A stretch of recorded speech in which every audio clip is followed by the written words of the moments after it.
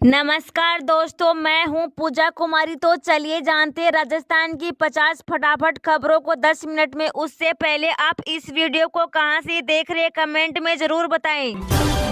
Bhajanlal cabinet की पहली बैठक में बड़ा फैसला। राजस्थान आरएएस मुख्य परीक्षा स्थगित। पिछली सरकार के फैसलों की होगी समीक्षा। राजस्थान की भजनलाल शर्मा मंत्रिमंडल ने गुरुवार को राज्य प्रशासनिक सेवा और मुख्य परीक्षा स्थगित कर दी। भजनलाल शर्मा मंत्रिमंडल की पहली बैठक में आरएएस की मुख्य परीक्षा स्थगित करने का निर्णय लिया गया। साथ ही पूर्ववर्ती कांग्रेस सरकार के आखिरी 6 माह में लिए गए फैसलों की समीक्षा करने का भी फैसला किया। कैबिनेट मंत्री राज्यवर्धन सिंह राठौर ने मंत्रिमंडल की पहली बैठक के बारे में जानकारी देते हुए कहा कि बैठक में पिछली कांग्रेस सरकार के आखिरी 6 महीने में लिए गए फैसलों की समीक्षा करने का निर्णय लिया गया। यह समिति 3 माह में मुख्यमंत्री को अपनी समीक्षा रिपोर्ट सौंपेगी।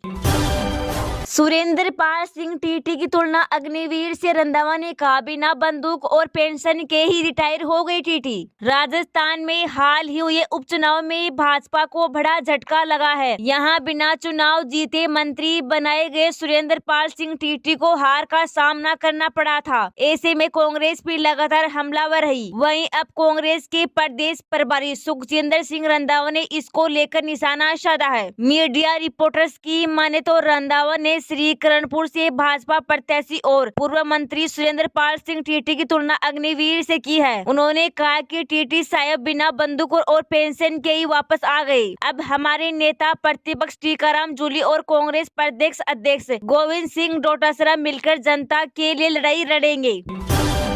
जयपुर सेंट्रल जेल से राजस्थान के सीएम भजनलाल शर्मा को मिली जान से मारने की धमकी। राजस्थान के मुख्यमंत्री भजनलाल शर्मा को जान से मारने की धमकी दी गई है। यह धमकी जयपुर सेंट्रल जेल से दी गई है। कहा जा रहा है कि पोक्सो एक्ट के तहत सेंट्रल बेग में सजा काट रहे कैदी ने धमकी दी। सीएम भजनलाल शर्मा को जान से मारने की धमकी मिलने के बाद पुलिस हरकत में आ गई। पुलिस ने जब आरोपी की लोकेशन ट्रेस की गई तो पता चला कि जेल में एक कैदी ने धमकी दी। पिछले महीनों हो गया था कार का एक्सीडेंट। पिछले महीने 19 दिसंबर को मुख्यमंत्री भजनलाल शर्मा की कार का एक्सीडेंट हो गया। मुख्यमंत्री भजनलाल शर्मा सीएम पद की शपथ लेने के बाद मथुरा के गोवर्धन गिरिराज के दर्शन करने जा रहे थे। पीएम किसान योजना में कौन से किसानों को मिलता है पैसा? आपका नाम भी है क्या लिस्ट में शामिल? पीएम किसान योजना के तहत पात्र किसानों को 3 साल में 3 किस्तों के माध्यम से कुल 6,000 की आर्थिक सहायता दी जाती है। अब तक किसानों को 15 किस्तें मिल चुकी है और 16वीं किस्त का बेसब्री से इंतजार है। ऐसे में आज आपको इस योजना के बारे में ये बताने जा रहे हैं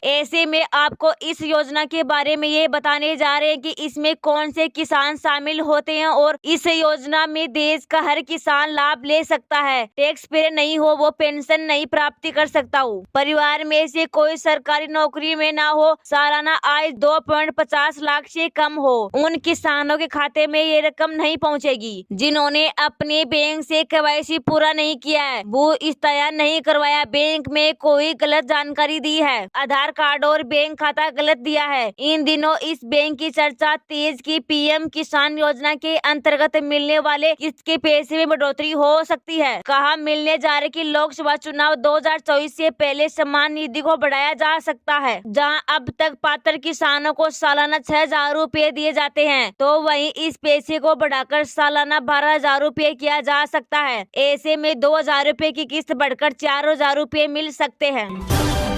आधार कार्ड को लेकर ईपीएफओ का बड़ा फैसला। अब इस काम में नहीं आएगा आपका आधार। आपका भी पैसा पीएफ में जमा होता है, तो यह खबर आज आपके लिए बड़े ही काम की है। इसलिए ऐसा कि आधार कार्ड को लेकर अब पीएफओ ने बड़ा फैसला लिया है। अब आधार कार्ड दिए तो बर्ड को अपडेट या रिक्रिएट करने के लिए मान्य नहीं होगा। ईपीएफओ में आधार कार्ड को इस काम के लिए इस्तेमाल नहीं किया जा सकेगा। मीडिया रिपोर्टर्स की माने तो ईपीएफओ ने इस माने दस्तावेज डॉक्यूमेंट की लिस्ट से बाहर कर दिया। इस संबंध में कर्मचारी भविष्य निधि संगठन ने एक सर्कुलर भी जारी किया। ईपीएफओ ने कहा कि यह फैसला लेते हुए बताया कि आधार के इस्तेमाल में जन्म तिथि में बदलाव नहीं किया जा सकेगा। इसमें बताया गया कि डेट ऑफ बर्थ में बदलाव के लिए आधार कार्ड मान्य नहीं होगा। इसे मान्य दस्तावेज की लिस्ट से हटा दिया जाए, इसलिए आधार को हटाने का फैसला लिया गया है। पीएम मोदी और योगी को प्राण प्रतिष्ठा समारोह में शामिल होने से रोकने के लिए हाई कोर्ट में याचिका दायर। रामलला की प्राण प्रतिष्ठा 22 जनवरी को हो रही है और इस प्रतिष्ठा में देश के पीएम मोदी और यूपी के सीएम योगी यमजान है। इसके साथ ही कई तरह की चर्चाओं से बाजार भी गर्म है। पीएम नरेंद्र मोदी के पूजा में शामिल होने को लेकर विवाद हो रहा है। जहां शंकराचार्य ने सवाल उठाए तो वहीं पीएम मोदी को और यूपी सीएम योगी आदित्यनाथ को प्राण प्रतिष्ठा समारोह में शामिल होने से रोकने के लिए इलाहाबाद हाई कोर्ट में एक जनहित याचिका भी दायर हो गई है। याचिका में कहा गया है कि शंकराचार्य प्राण प्रतिष्ठा कार्यक्रम में प्रधानमंत्री के शामिल होने के खिलाफ है।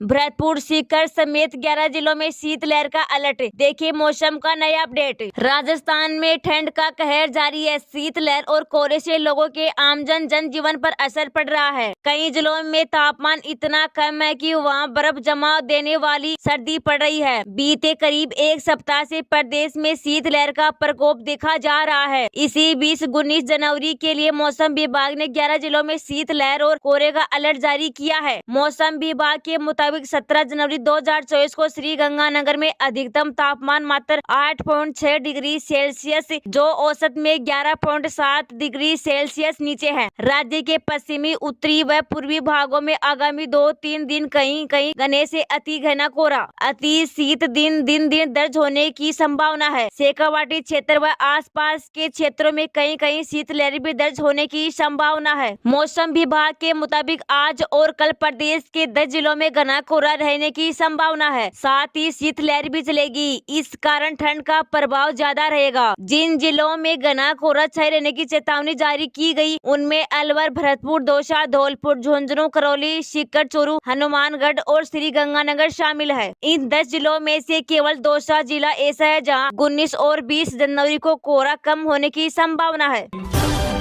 क्या कांग्रेस की बढ़ेगी परेशानी? गहलोत सरकार द्वारा पिछले 6 महीनों में लिए गए निर्णयों की समीक्षा करेगी भजनलाल सरकार। राजस्थान के भजनलाल सरकार की पहली कैबिनेट बैठक 18 जनवरी को संपन्न हुई। इस बैठक में कई अहम फैसले लिए गए, जहां एक और RAS मुख्य परीक्षा की तारीख बढ़ाने को लेकर फैसला लिया गया। वहीं मीसा बंदियों को फिर से पेंशन दिए जाने को लेकर कैबिनेट की मुहर लग गई है। हालांकि इनके अलावा कई ऐसे बड़े फैसले लिए गए हैं, लेकिन कैबिनेट का एक फैसला कांग्रेस को परेशान करने वाली है, क्योंकि भजनलाल सरकार अब पूर्व की गहलोत सरकार के फैसले की समीक्षा करेगी। दरअसल कैबिनेट बैठक में फैसला लिया गया है कि पिछले 6 महीने में पूर्व की कांग्रेस सरकार ने जो भी फैसला लिया उनकी सरकार समीक्षा करेगी। पूर्व सीएम अशोक गहलोत ने ये बात बोलकर एक बार फिर जीत लिया लोगों का दिल। जाने क्या कह गए। राजस्थान में भले ही आज अशोक गहलोत की सरकार न हो, वो हमेशा प्रदेश की जनता के लिए तैयार रहते हैं, इसीलिए उन्हें राजस्थान का गांधी भी कहा जाता है। एक बार फिर से उन्हें प्रदेश की जनता से अपील की और बड़ा वादा किया है। तो आइए जानते हैं उन्होंने क्या और क्या अपील की है। गहलोत ने कहा कि प्रदेश वासियों को हमें विपक्ष की भूमिका दी है, हम इसका निर्वहन करेंगे। उन्होंने राजस्थान वासियों से अपील करते हुए कहा कि मौजूदा सरकार द्वारा कोई भी तकलीफ न हो, जन कल्याणकारी योजनाओं से वंचित रखा जाए तो उनके दस्तावेज हमेशा प्रदेश वासियों के लिए खुले हैं। उन्होंने कहा कि कुछ ही समय में राज्य में बलात्कार, हत्या, महिलाओं के खिलाफ अत्याचार की कई घटनाएं हुई है।